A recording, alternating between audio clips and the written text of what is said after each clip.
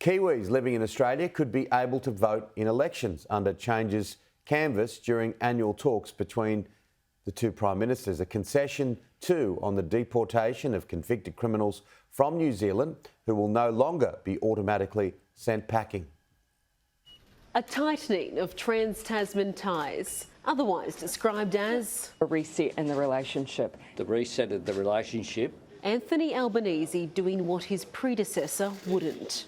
We will continue to deport people when appropriate, but we will have some common sense apply. For years, Jacinda Ardern has pushed Australia to change its deportation policy, booting out New Zealanders convicted of serious crimes, even if they'd lived here since childhood but had never become citizens. They have grown up in Australia, that is their home, and that is where they should stay. Commit a crime here, once you've done your time, we send you home.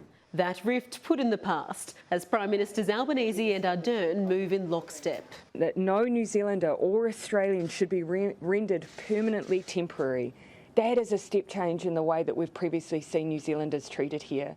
The talks between the two leaders focused on making it easier for New Zealanders living in Australia to become citizens. As part of that push, Prime Minister Anthony Albanese ordered a review into Kiwi voting rights, a right Australians living across the ditch already have.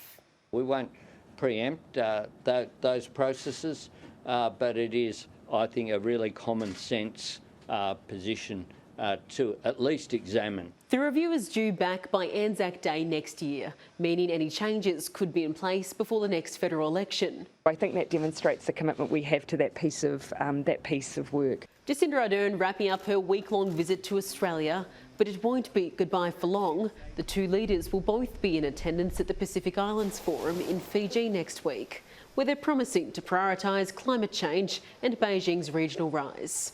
Andrea Crothers, Sky News, Canberra.